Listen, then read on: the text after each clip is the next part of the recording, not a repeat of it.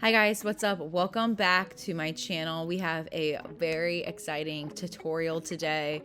We are going to be doing lots of extra blonding in terms of Scandinavian hairlines, and I've been playing around with a new additional technique in conjunction with your baby lights and your Scandinavian hairlines.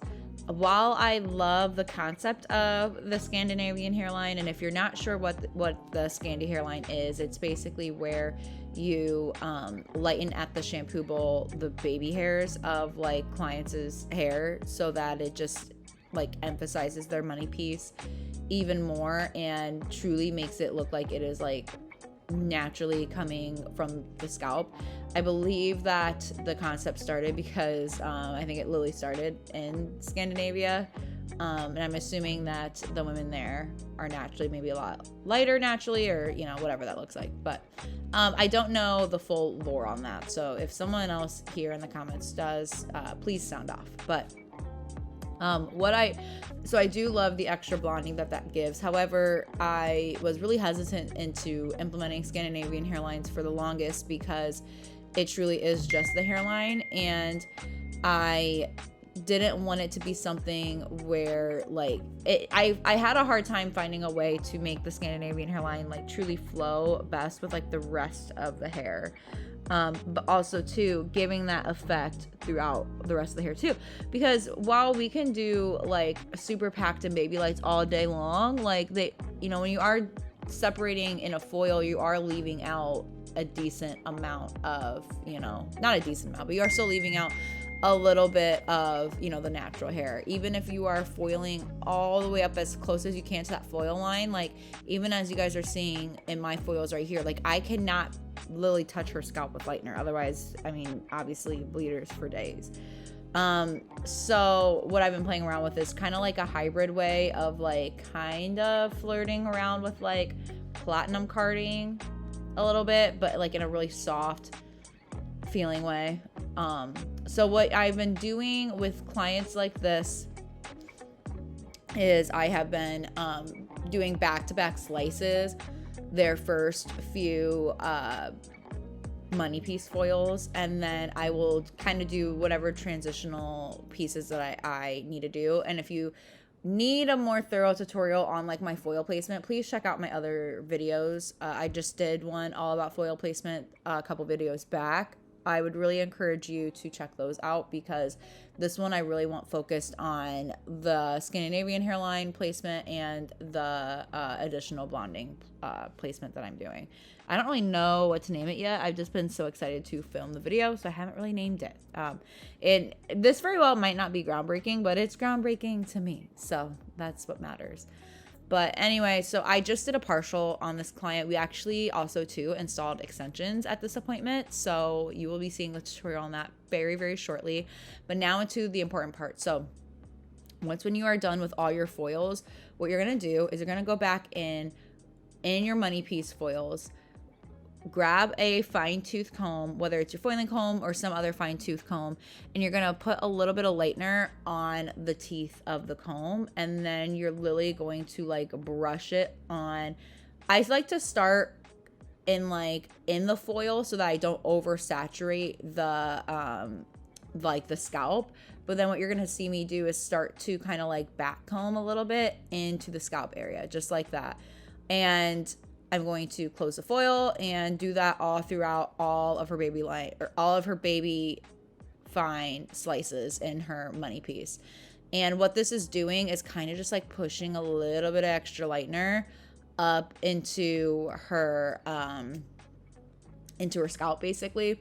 So my clients I've been trying this on, they've been saying that they haven't been really feeling, because I'm not technically saturating the scalp, I'm more so feathering into the scalp, which is why I really like this, because it's not super stark, but it gives the brightness. It truly just looks like platinum blonde hair is naturally growing out from their scalp, and I have been obsessed with this. Not everyone is the world's greatest candidate of this, obviously. So I'll kind of get into who I've been doing it on in a second. But I do like to give all my clients, anytime you're putting lightener outside of a foil and close to this, their skin, you should always give some type of disclaimer like, hey, just a heads up, you know, lightener is going XYZ, so you might have these types of feelings. So I have let them know. None of them have had any reactions yet because, again, like I said, I'm not like truly like saturating the scalp, but I do like to give the heads up, especially because since this is kind of like feathering into it, like everyone's scalps are a little bit more different. So just, you know, keep that in mind.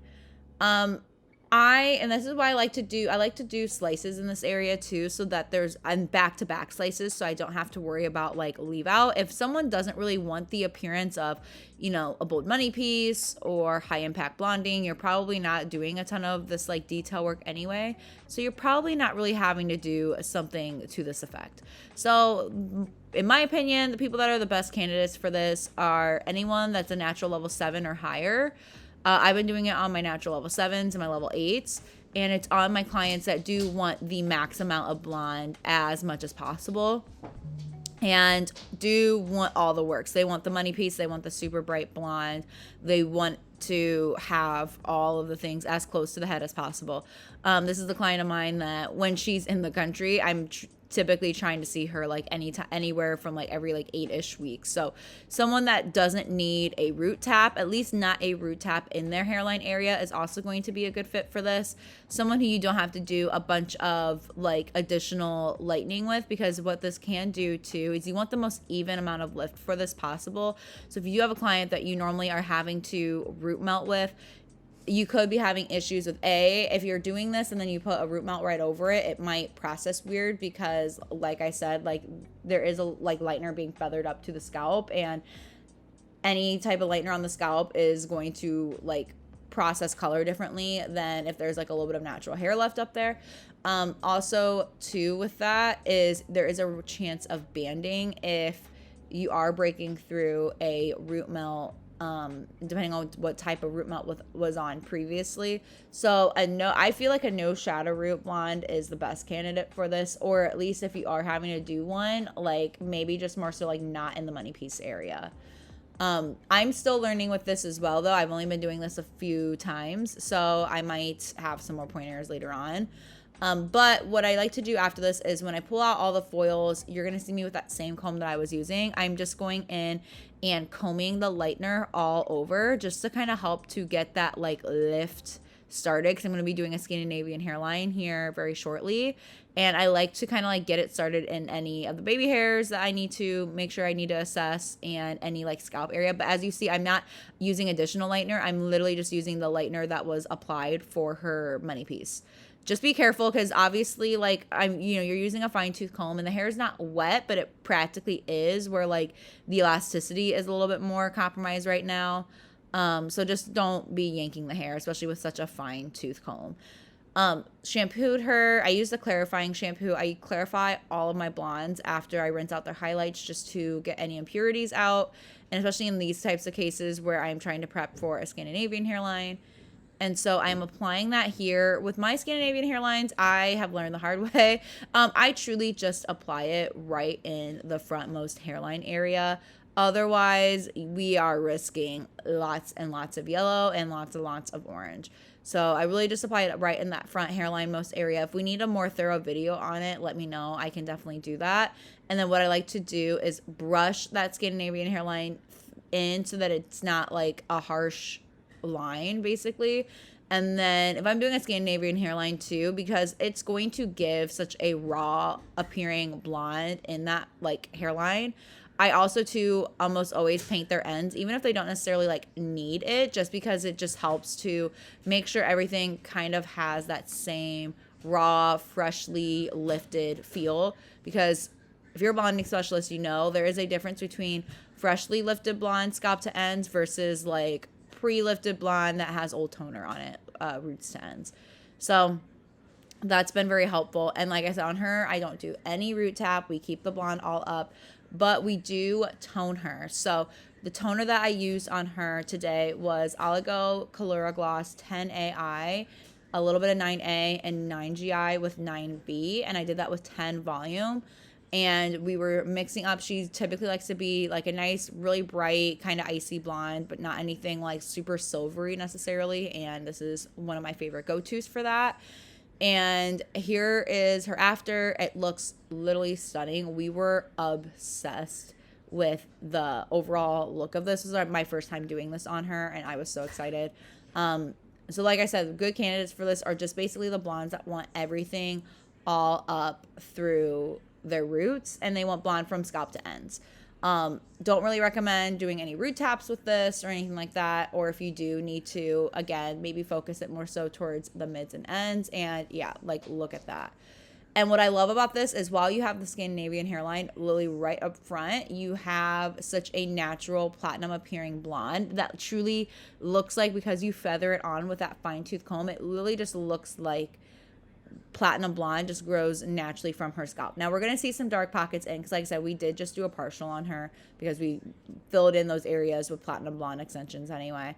So disregard that. But like I said, I was obsessed with this. This was the blondest I think she has ever looked, and it's literally stunning. So I hope you guys enjoyed. I hope you guys learned something new. Let me know your thoughts, and I will see you guys for the next video of her extension transformation.